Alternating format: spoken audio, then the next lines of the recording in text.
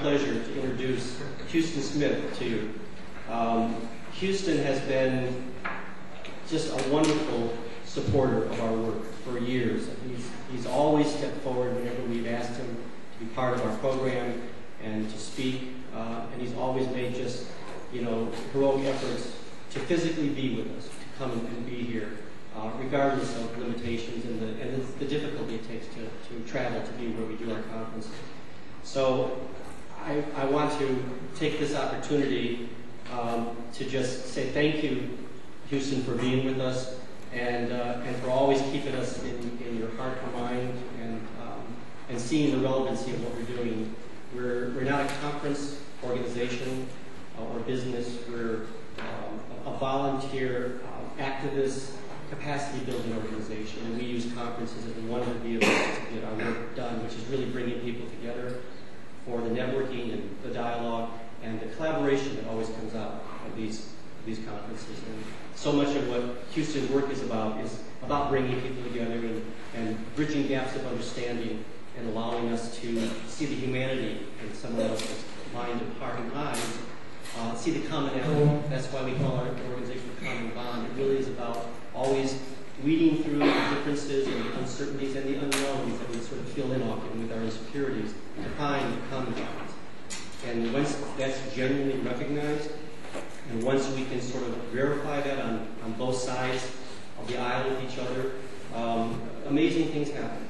And I've seen it happen enough times to begin to count on it and to trust that it will happen each time. We've had people who come together literally from existing war zones on both sides of the conflicting communities. And over the course of the conference we've done in Russia, for example, I've seen people who come in wary of each other, purposely being on opposite sides of the room with each other. Over the course of, that's a 6-day conference, finding each other at lunch or seeing each other in a session and sort of beginning to let our ears open and hear each other. And by the end of the conference, I can say that the most profound and emotional bonds that are formed are invariably among people who came in the most polarized, because something changed in their perception of the other, something that didn't quite fit the ironclad model and picture that we carried around with us about who they are. And they had to redigest their reality in a sense. And each person was seen as like key to that. And so there were these efforts to stay in contact, to keep that experience alive when it wasn't finished being processed. And so what we do here is very much from our heart and mind and body in terms of just making the logistics work. And Huston's been an essential part over the years with this particular conference, especially also with our religion conference, in just offering us spiritual support and that long-term, deep vision of what binds us together rather than what divides us, and the commitment to living it day to day. Walking the talk is a cliche, and I think of Huston when I speak that phrase, because he certainly does that. And for those of you who are certainly familiar with his work, I could list a long number of books and articles that he's written, many presentations, many keynotes over the many years. But I'd like to allow him to speak now and use the rest of his time for what he'd like to share with us about the conference and the feelings and ideas that it emerged for him. So I'd like to turn the lavalier mic over to Huston, and I hope you'll join me in welcoming him.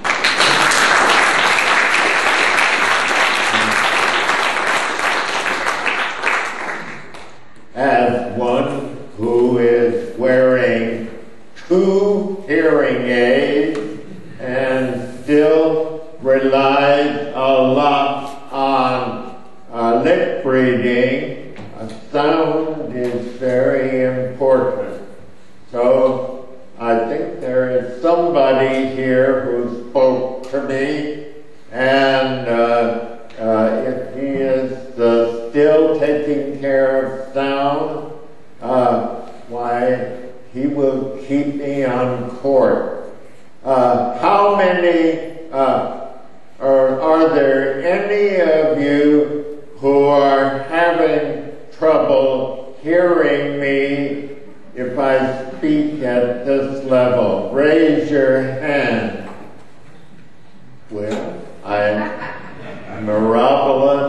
limited to no hands raised.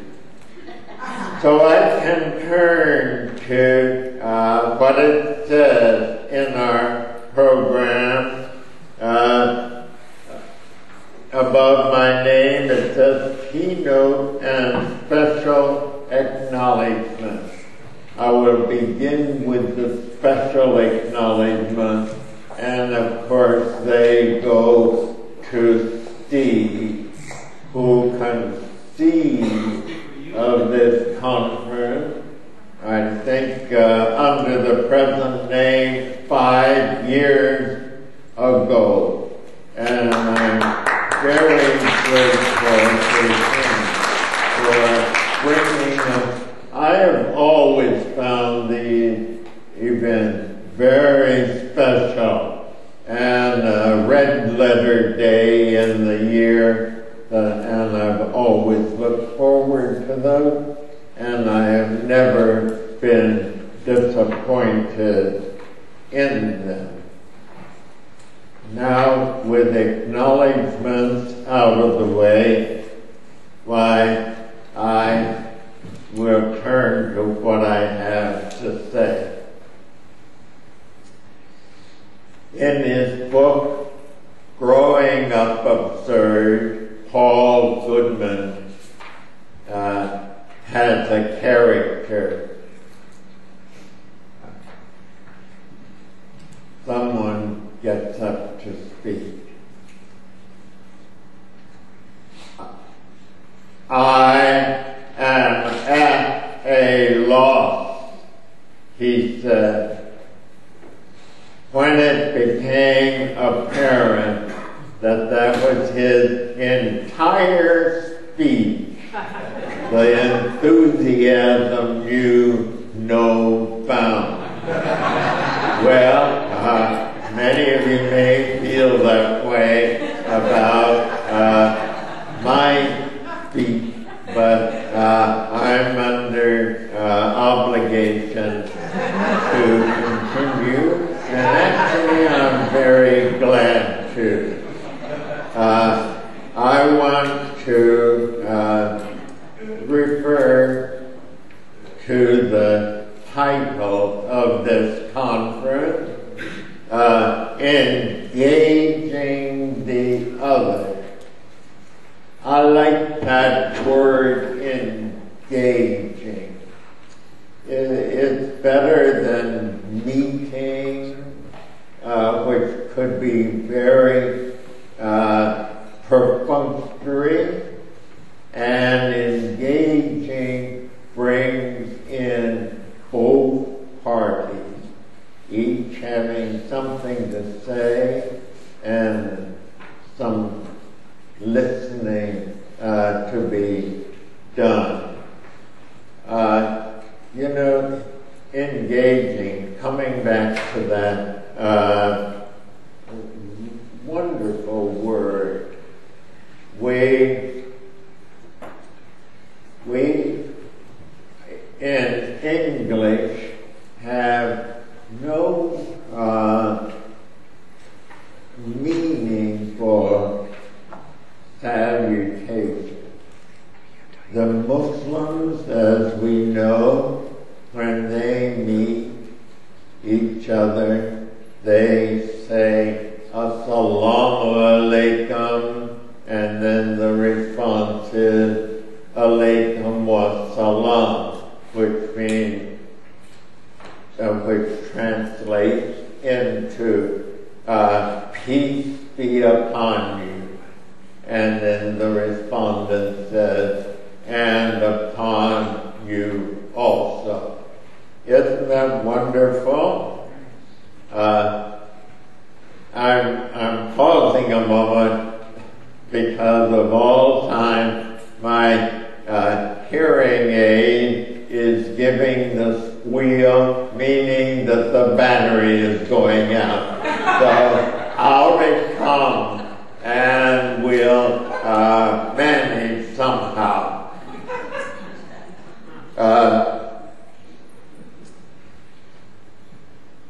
The second part, the power of compassion. So wonderful word, compassion. Someone once said to Mahatma Gandhi, wouldn't it be wonderful if compassion was as contagious as the common cold? And Gandhi replied, when will we ever learn that compassion is as contagious as the common cold? Compassion in itself is a wonderful word. Cum, with, passion, the meaning is feeling. So spelled out, it means feeling with the other, sharing the other's feeling, and one is together.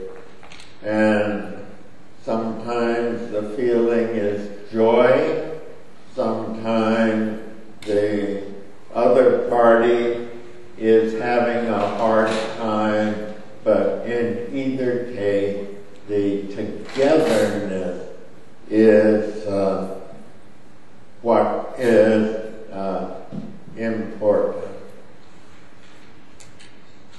Wouldn't it be wonderful if we had a compassionate society? I mean, dream no little dream. We can at least honor what that kind of a society would be. Now, I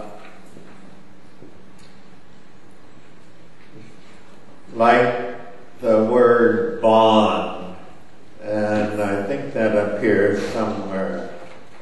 Bonding is together, and so it supports the engaging word. And rather than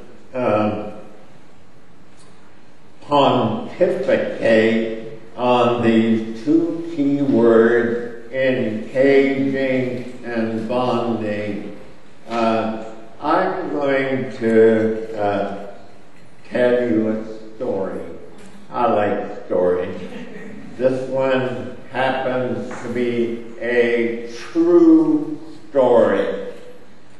And it is the story of the most successful act of engaging and bonding I have ever accomplished. That should be a hook to seize your interest as to what's going to follow. And what's going to follow is this. One day I received a letter. It was in pencil. Can any of you remember receiving a letter with it addressed in pencil? The only one I ever received. And so I opened it with unusual interest. And it was short. Mr. Smith, we are studying studying religion. Period. We do not know religion. Period. Will you come and tell us religion? Period. And, well, I received, actually, truth to tell, more invitations to speak than I cared to, but this one was different. And there was a telephone number of the third grade teacher, telephone number appended. So I called the number and said I would be very happy to meet with your pupils, and we set a time and a place. When I turned up, knocked on the door, and the teacher opened it, I practically fell over backwards at the blast of energy coming out of that room. Neither of us had thought ahead to the fact that this was the last period of the school week. And those kids were jazzed. The energy was, they couldn't wait to get into their weekend.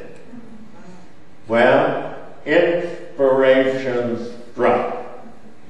And I thought to myself, don't try to talk to those kids.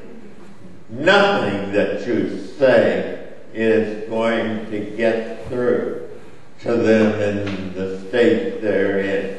They need action.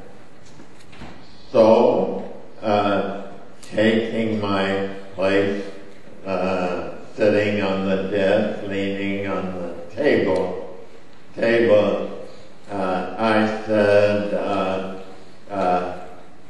you have asked me to tell you about religion. Has anybody ever heard of Japan? Arms raving all over. And I said, I'm going to tell you how they do religion in Japan. When they, and I chose the word carefully, do action being needed.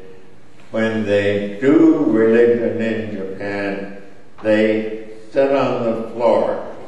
So everybody stand up and push your desk to the wall. Great glee. Action, intentionally bumping into other people. But finally they got the desk to the side and the walls of the classroom. And then I said, good, very good. Now when they do religion in Japan, they sit on the floor. So there was a space made, so they sat on the floor. Said, good. Now, when they do religion in Japan, they sit in a very special way. And I proceeded to enter the full lotus position on the desk. Can any of you, I'm not talking about you, I'm talking about you. Can any of you sit this way? Well, a couple, 2 or 3 or 4 could. And they, in the full lotus position, they beam around and cried, but I didn't want to let the others be left out. So I said, actually, that position isn't very important. All that you need to do is to sit with your legs crossed. However, I went on, when they do religion in Japan, they meditate, and they wouldn't know that word, of course. They sit silently and without moving a muscle. How long can you sit silently without moving at all? 15 minutes! I said, do you mean to tell me that you can sit without saying anything, without moving at all for 15 minutes? 5 minutes! We finally got it down to 2 minutes, and even that was too much because they all broke out in giggles. I glanced at the teacher, she nodded, and so I said, now I have told you about doing religion, and the class is dismissed. Everybody jumped out, but as they streamed out of the door, they were all smiling, and one of them came up to me and said, do you like jelly beans? I said, well, I sure do, especially the black one. So he put in my hand all his black jelly beans, and the next week I received a package, a bag full of black jelly beans, which to this day I still consider the most poignant honorarium for a speech that I have ever received. Well, that is what I still consider my prize moment of engaging. Given those kids, given the state that they were in, I was still able to engage them and engage their attention. I was strictly admonished that I should not speak for more than 30 minutes because there are other speakers this morning, and I think that I have observed that limit, and if I've done more than 30 minutes, only a minute or two. So, mission accomplished. I thank you for your very kind attention, and am now willing dedicate this chair to the next speaker.